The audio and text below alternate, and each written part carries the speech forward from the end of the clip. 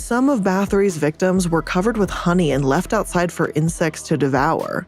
During colder parts of the year, young women might be stripped naked and forced into deadly ice baths. You know what they say, power can drive a person to do insane things, but what happens when someone with psychopathic tendencies gains power? Well, it never ends well. We can tell you that already. From a woman that would drink and bathe in the blood of her victims, to another leader that killed just for fun. Let's talk about these rulers and more only in today's video. Top 10 dark psychopaths who became rulers. Starting off this countdown, we have Emperor Caligula. Emperor Caligula was the third emperor during the Roman Empire. He's known for quite literally being crazy. Like, the stuff he did while in power was just insane. So he would do things like grill his prisoners or murder people just cuz. He was also known for chewing on the prisoners' private areas. Apparently, he also enjoyed watching his people get killed and eaten by wild animals.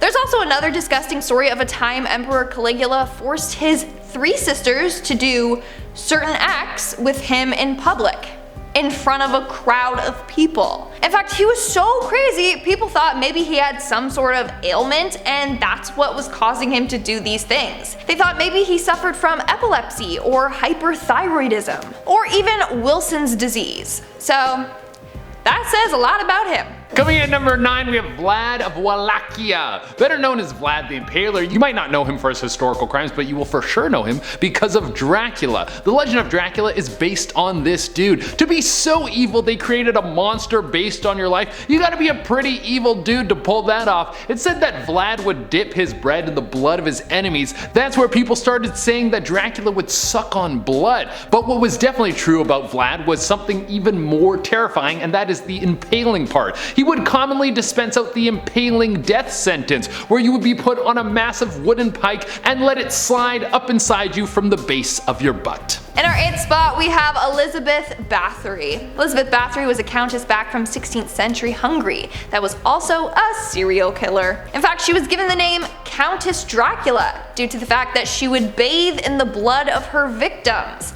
And on some occasions, she would drink their blood as well. She would do this because she believed their blood would make her skin look fresher and younger. It's believed that she took the lives of 650 girls. Apparently, she would also torture her servants. She would pour honey all over them and let the bugs eat them. This was done under the order of her husband. Eventually, Elizabeth was caught and sentenced to life imprisonment. She was locked up in her castle's torture chamber. The windows and doors were boarded up with her inside. There was only a small hole in which her food was passed in through. On August 21st, 1611, she passed away. Coming in at number 7, we have Zhenge. Ruling at the beginning of the 16th century, this guy wasn't really known for being much of a ruler, but more for using his power to fulfill all of his desires. I mean, when you give someone that much power, it's only a matter of time before they start to use it for their own benefit. And when you give that kind of power to someone who is only 14 years old, well, then you're just asking for trouble. Zhenge was known for using his power to visit all the brothels in China to have all the fun he wanted. And he also kept so many women around him that it's rumored that other people in China were starving because of the amount of food he had to hoard to feed his harem. He eventually fell ill and mysteriously died, and it's thought that he could have been poisoned. Ooh. In our 6th spot, we have Mao Zedong. According to several books and research articles, the greatest mass murderer of the 20th century was Mao Zedong. Mao was the leader of the Chinese Communist Party from 1935 until his death. He is responsible for the death of 65 million individuals. 700,000 of these individuals took their own life because of him. Apparently, he wanted to uplift China, but he had no care for human life. He would then execute, torture, or starve those that got in his way. In fact, during a famine in China, he would have people's fingers chopped off if they tried to steal food. One time, a young lad was caught stealing a handful of grain. So Mao Zedong forced his dad to bury him alive. The dad then died a week later out of grief. So yeah, he had some pretty brutal methods of torturing people. He He also would burn people alive or nail their palms to a table. Coming in number 5, we have Ivan the Terrible. Ivan the Terrible was given the throne at a young age, and you think this would have gifted the country with the compassion of a child, so they could feel a softer touch for once in their history. Well, it turns out that was not the case at all. You don't get named Ivan the Terrible for being a dude who pets puppies and hands out flowers to children. No, Ivan used his power to make sure that everyone under him stayed under him. The biggest threat to his power was other small royal families, so he put into power a law that allowed him to take land and prosecute these other royal families, which he did to anyone he thought would be a threat to him. This worked on multiple levels because it allowed him to crush the competition and then take more power for himself. He would use his newly found wealth to push Russia east, making the country even bigger than it was before and laying the foundation for what would be modern Russia. But his paranoia did not stop with squeezing out the competition. He fashioned a secret police that would roam the streets and take prisoners. Anyone who would step out of line or talk poorly about the crown would be taken in to be tortured. And if you were taken by these military spies, then that would be the last time anyone saw you. Ivan even killed his own son in a fit of rage. In our 4th spot, we have Nero. Nero was a Roman emperor that ruled from 54 to 68 AD. He's also known as the emperor that ruined the Roman Empire. He would burn cities to the ground and took the lives of thousands of people, even members of his family. He took the lives of his brother, sister, wife, and mother. In the end, he murdered all the members of his family. He literally just didn't care. This dude never killed the same. He liked to spice things up. He would stab, burn, boil, impale, poison, or behead his victims. One time he even seared them in a hot bath. He did this just because he could, and he had fun doing so.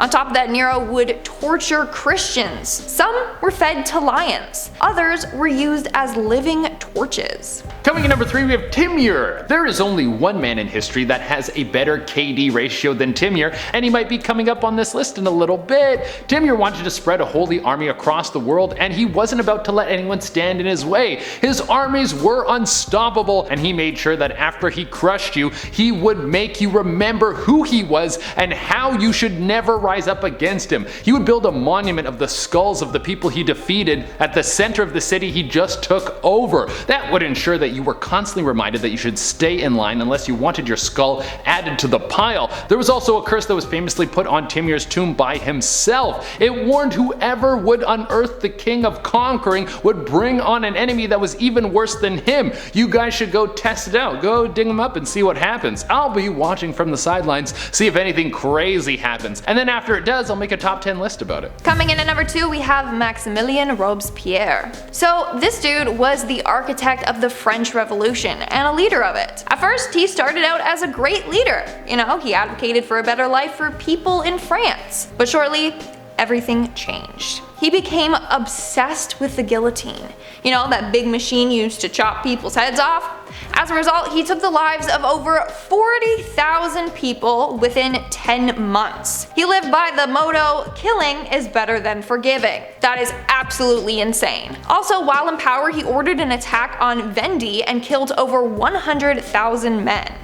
Crazy. But what goes around comes around, because in the end, he was sentenced to the guillotine and got a taste of his own medicine. And coming at the number 1 spot, we have Genghis Khan. This dude has to be the most brutal ruler of all time. There wasn't a single man in history who caused more bloodshed than this dude. He was responsible for so much decapitation that the temperature of the world actually dropped. The guy was born to a Mongolian tribe that knew nothing but survival and constant attacks from neighboring tribes and the Chinese. This hardens you pretty fast. This guy was actually so hard that he killed his own brother for stealing from him. Eventually, he would become the Khan of his tribe, and then he would use his influence to unite all the other tribes in the area. This would make a force of Mongolians that were so powerful united that literally no one could stand against them. See, the Mongolians were masters of their trade. They could ride horses and fire bows with the precision and excellence that still couldn't be matched by anyone today. It's said that fighting a Mongolian army would be like fighting a swarm of bees. Their tactics were effective and gave them them the ability to take out armies much bigger than their own.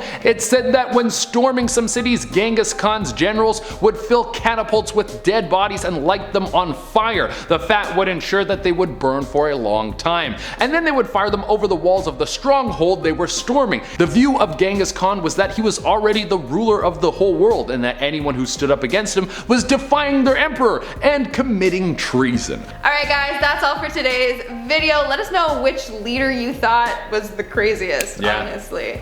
And now let's move on to our comment shout out portion. We'll be shouting out comments from the video Top 10 Things the Samurai Warriors Did. Princess Kittens, funny name, commented, I love listening to Lindsay try to pronounce stuff in other languages. Best part of the bloopers. It's hard because sometimes the pronunciation isn't online, so you're just guessing and people are like, that's wrong. And I'm like, well, how am I supposed to know if there's no guide? If Google doesn't know, how am I supposed to know? Also, I just like riff it because the people who are telling you how it's said, they weren't alive back then, so they don't even know. They riffed it just first. True. So I'm doing riff 2.0, I'm doing the remix, and then sometimes mine's better. Yeah, so you never know. I should just be more confident. No one can be like, you're wrong. I tell you how it is. I tell you what the words are, not the other way around. True. Shiny Skyon? Shiny Skyon. Shiny Skyon. Confidence. You said it right, you said it right. Shiny Skyon. I'm going to be a samurai warrior when I get older. Probably not. They're not around anymore. I mean, you could like figure out the swords. Broke their hearts. Like, you can learn the sword things, but you're not gonna be like, Emperor, unless we go to Mad Max time, then they'll be back and they'll be in fashion. So hope for an apocalypse and you'll get your dream to come true. Poor little kid. He's like, spoiler alert, they're not around. From the Third Planet commented, Day 5 asking for top 10 scary Shaun the Sheep theories. Shaun the Sheep? Who's Shaun the Sheep? Isn't that little claymation? Oh, the one that looks like Wallace and Gromit. Yeah, is that it? I don't know.